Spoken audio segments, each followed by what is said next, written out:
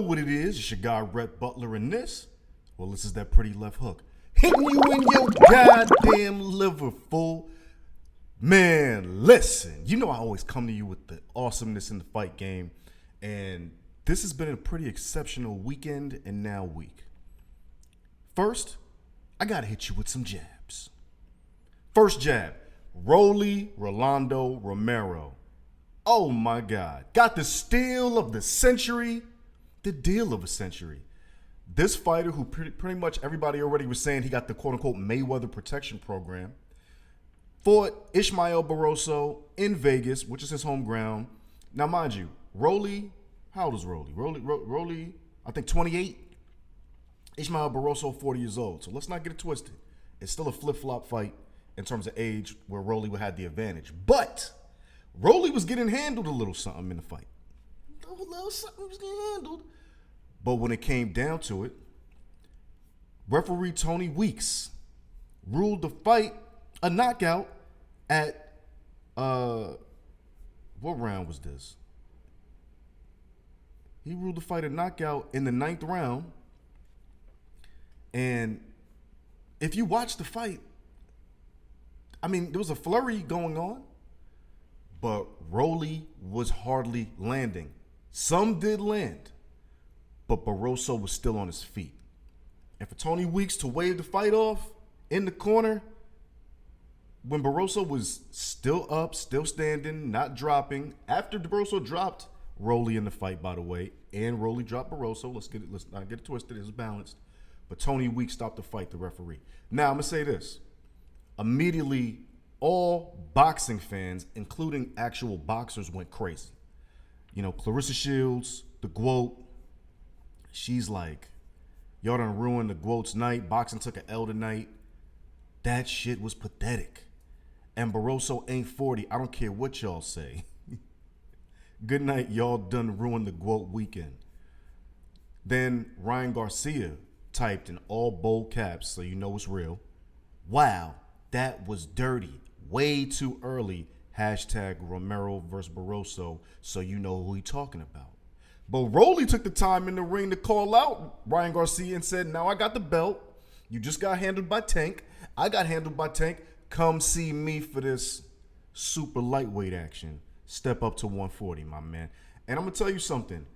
As I've said before, Rolly is loving the bad guy role. Rolly is the bad guy. He's the new bad guy. He got the little smirk. He loves it. He likes playing with y'all paws. Hey, yo. And he's doing a good job. The biggest loser in this is actually referee Tony Weeks, because if you know the Nevada State Athletic Commission, which salute to the homies, those are my peoples, they don't like being criticized. So Tony, although he's a veteran referee, I'm sure he'll still get more fight situations in Vegas. It's just a bad look because, you know, when you run back the tape, if you look at the replay a few times, it definitely looks like an early stoppage. People be running their mouth talking about Romero's on the Mayweather protection program, which basically means he's a protected fighter. He fought in Vegas, where they're based out of. Again, I rocks with Mayweather Promotions. I'm not mad at these guys. This is what the streets are saying, you know what I mean? Allegedly, the Twitter fingers and all that good stuff. But I will say this. When these things happen, they be a little quiet. You know what I mean? And it is what it is. Like, this is capitalism. If you winning, stay on the course, right? Rolly was an investment. They're recouping back, so you can't get mad at that. So the biggest loser, because Rolly came up, Ismael Barroso, you didn't know him. They're claiming he's 40. I think he was a little older than that, but they claim he's 40. Who cares? He got a bag. He got on TV. It is what it is. He ain't even from here. The biggest loser is referee Tony Weeks. Good dude, by the way. I've worked with Tony Weeks mad times in fights. He judges UFC stuff and all of that, so I know this guy. Tony Weeks is a good man. I don't know what happened right there. It is what it is. That's a jab. Protect yourself at all times, Tony. Rolly, you stay getting the backhanded wins, man. You lost the Tank, got more famous, beat this guy allegedly, and you're still talking your shit, man. You got to love Rolly, man. He's the new bad guy in boxing. It is what it is. I want to talk about another jab. Francis Ngannou, the Predator, Cameroon, African royalty. The God body himself said, you know what, UFC? I'm good. Your deal was basura. I'm not messing with you. And everybody said, oh, he's tripping. Where's he going to get money like that? Dana White, UFC president, said, biggest deal in history. You going to turn that down? People was talking crazy. Then he started talking to ONE FC, reportedly. And then ONE FC got ahead of the fact that he was like, nah, I don't like this deal. Oh, we didn't want him. We're good. We're not going to negotiate no more. And then it happened. The Predator got everything he wanted. The Predator got everything he wanted from who? Professional Fighters League. Now, I'm going to tell you something. I used to work with Professional Fighters League when they was World Series of MMA. Good dudes. Shout out to Ray Sefo. Good man. Good people over there. Randy Couture. Good people over there. These guys are really about the fight game. Okay? This is not no super straight money grab. Of course, it's capitalism. But these guys care about fighters. They're fighters first organization in the truest sense of the form because they are fighters. Okay? And when they created this thing, you got to remember, it was because Randy Couture went on his own little war against the UFC system, not paying fighters right, owning their name, image, and likeness. This is before people wanted to box as well, and the UFC's like, unless your name is McGregor and your opponent is Floyd, we ain't going to let you box. But the reality is that the fight game's parameters have expanded, and you can't keep people in these boxes. Francis said, y'all boxing me in. On top of that, of course, him, Israel Adesanya, Kamaru Usman, at the time when they were all champs, everybody's talking about this big African movement, but he couldn't cash in on it. He couldn't bring the Cameroonians, the Nigerians, everybody on the continent, man. He couldn't bring them with him because he had no power, no leverage. Now, his deal with PFL, which he signed with, gives him everything he wanted. The ability to box, the ability to have leverage in a company, because I believe he's chairman now, the money he wants, and he's even given his opponents $2 million paydays. Yes, folks, he's calling the shot for what his opponent makes. He's creating PFL Africa, so they're going to start doing fights in Africa, messing with Francis. He got the Francis Ngannou Foundation. Like, when you really see what they're giving him and what he negotiated, I should say, because he's not giving anything. He's taking it, baby. Hey, when you see the deal he negotiated and you realize what he wanted, all it does is create a gaping hole into why the UFC and other traditional models are going to have big problems in the future. Because, see, the problem is when one domino falls, the rest of the dominoes behind it know it's impending that they will fall too. And the more the rules get stricter and stricter in organizations like the UFC as they scale, you know, the people who own the UFC just bought WWE. You know, these things require cash and equity and all this kind of stuff to make it work, to create monopolies. You know, pause. I'm not trying to put y'all in a trick bag with the Govey. But at the end of the day, when you start scaling up and your fighters are the backbone of the scale up and you don't break them off, it's going to be problems, dog. Like, it is what it is. You know what I'm saying? I didn't make this way. This is what the game is. And Francis Ngannou said, yeah, I'm getting mine. So let's talk about Francis's bag, man. Francis signed an expansive multi-fight deal with the Professional Fighters League. They announced this on Tuesday of this week. Francis, who's 17-3. And by the way, he's 36 years old. So you might be saying, yeah, but the UFC's where the fame is at. Let me tell you something. When you're about to encroach on 40, you got a couple more years to really do this on the highest of high levels. You want your equity too. You want the ability to create a legacy. And you want to get those big ass paydays and opportunities. And Francis knows what time it is. He's smart, man. He's smart. Francis is expected to make his PFL debut on pay-per-view in 2024 against an opponent that's not announced yet. But he's getting the guy. Whoever that guy is, you just got $2 million. And I'm sure Francis is gonna get some pay-per-view points too, man. These guys are not stupid. And by the way, I don't know where PFL is gonna be on pay-per-view, but they're with ESPN as well. So you could say the UFC is a better situation for Francis in terms of the notoriety, but the UFC's on ESPN. So's PFL. Like, that was a good deal to make. You still have access to the same audience you've been grown by in terms of ESPN, and you're getting a pay-per-view situation, and you can go home in other countries in the continent of Africa and start making stars. He's provided infrastructure, and you get to call your opponent purse and give him a good purse if we're talking MMA, because he's only doing MMA with PFL, and still box. And if you look at the deals PFL's made with Jake Paul, where they had like the one-off series or whatever with Jake Paul, so he's not part of their season of fights. Look at the deal they have with Clarissa Shields. PFL gets it.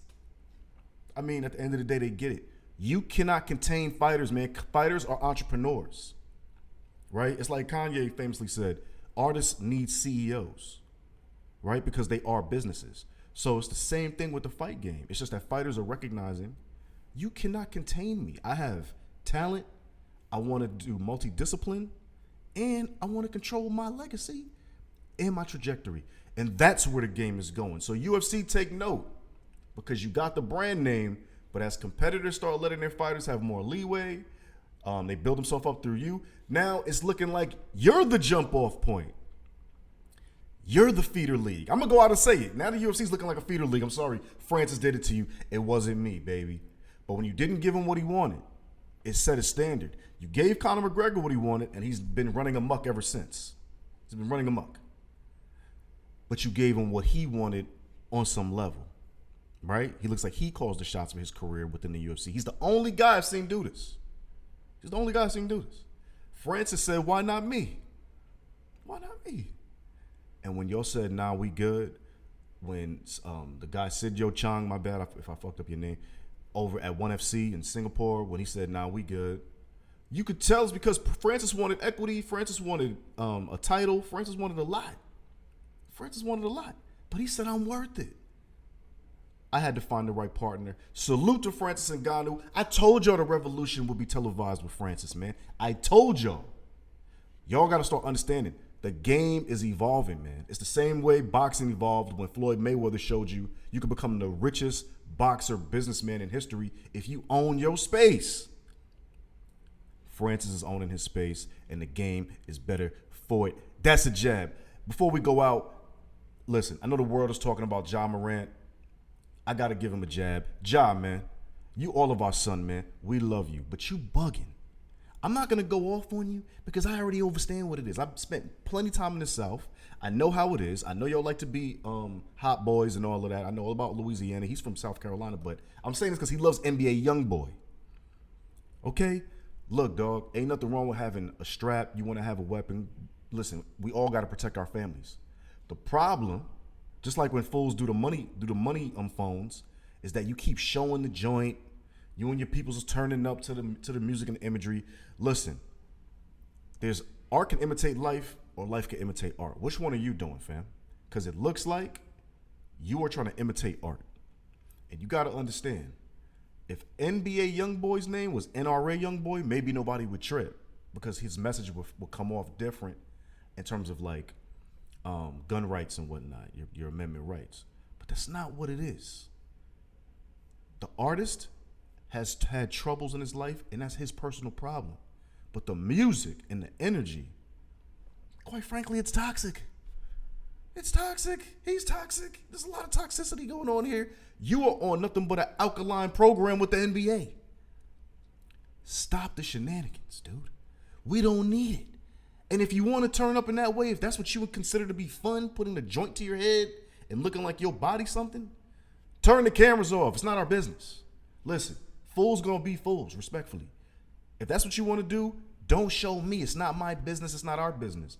But screenshots is for everybody. And the internet never forgets, baby. Ja, you might be the first person to get drafted to the hood, baby. You about to lose your job. Relax. And T. Morant, you the daddy. Man, from one dad to another, man, you got to calm him down, son. I don't know what's going on with you, Pops, but real rap, you need to check your son, man. Everybody around him need to roll out. Shout out to everybody's coming for his man that was filming it.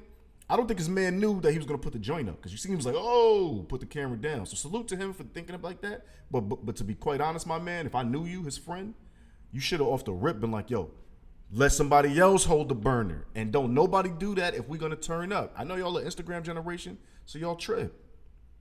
But you got to understand, man, all this stuff has consequences. So just do one thing for me. Relax. If you get a a third chance.